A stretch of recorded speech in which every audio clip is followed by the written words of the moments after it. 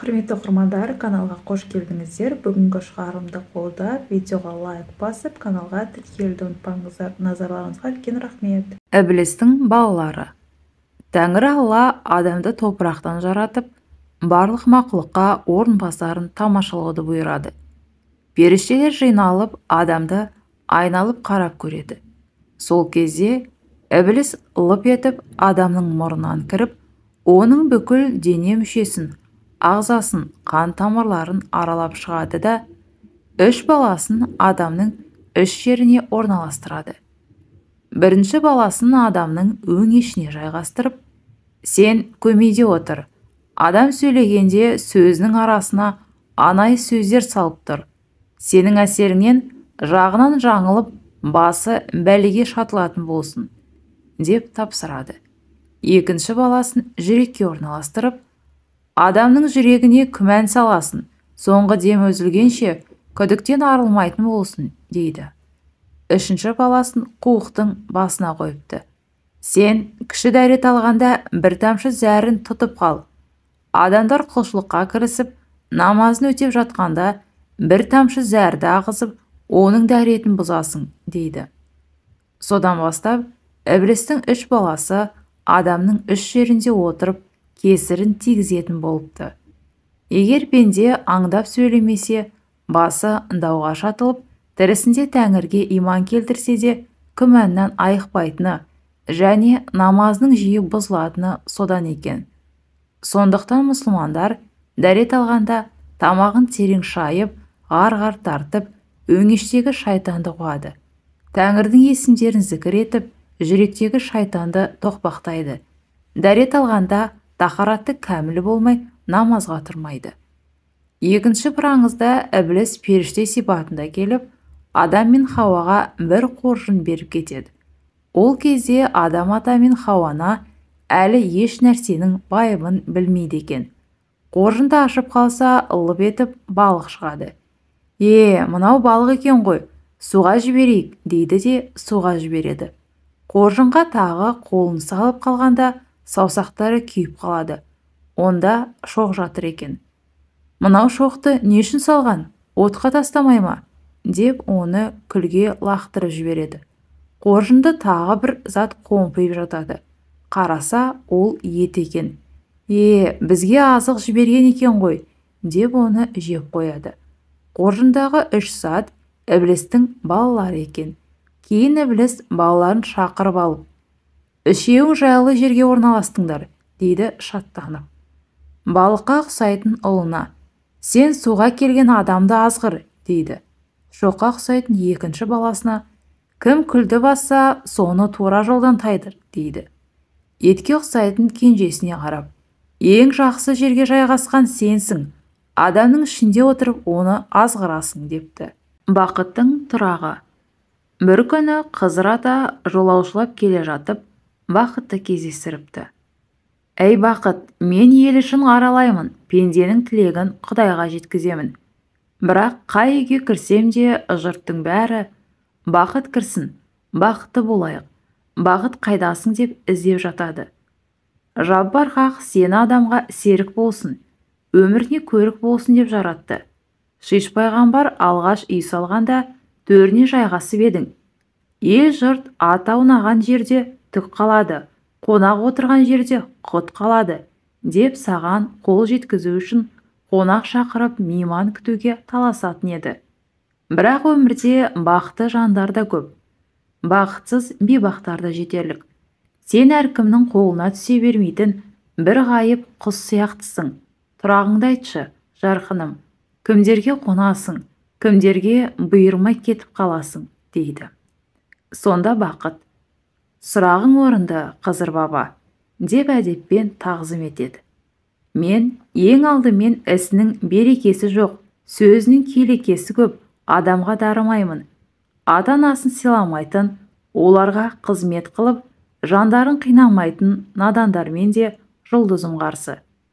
Есірік ұл мен кесапат қыздан, әсіресе Тәңірге зікір айтпайтын, иманын дұшпаннан қорымайтын, көрші ақысын жеуден қорықпайтын жандармен Құдай жолымды түйістірмесін деп, күніне сан мәрте дұға қыламын, депті. Хызыр ата тағы да: «Ал қайда тұрақтайсың? Кімнің шаңырағына шаттық бітіресің? Кімнің басына бақ болып бітесің?» деп сұрайды. Бақыт іркілместен: «Менің ең жақсы көретінім ата-анасына құрақ ұшып қызмет ететін, бірлік пен ынтымақты ырыс деп ұғатын жандар, өзгені күндеуден, кісіні мінеуден аулақ момындарды іздеп жүремін. Алланың есімін жаттаған, адалдан басқа татпаған ақ жүрек жандармен жылдам жұғысамын. Сахар тұрып, сәресі ішіп, ораза ұстайтын тақуамен тез тіл табысамын. Бейбітшілік пен берекені ту еткен кісілермен тіл қатыспай-ақ ұғысамын» деген екен. Хызыр ата шаттанып: «Ендеше сен қонған жанға мен де даримын» дейді. Бақ қонып, Хызыр дарыған деген сөз осыдан қалған екен деседі. Бата беру. Ибраһим пайғамбар өте қонақжай адам болыпты. Үйіне келген адамға ас бермей шығармайды екен. Асығыс жолаушының өзіне нан ауыз тигізбей жібермепті. Бір күні уахи ала келген Жебірейіл періштенің өзін дастарханға сүйрейді.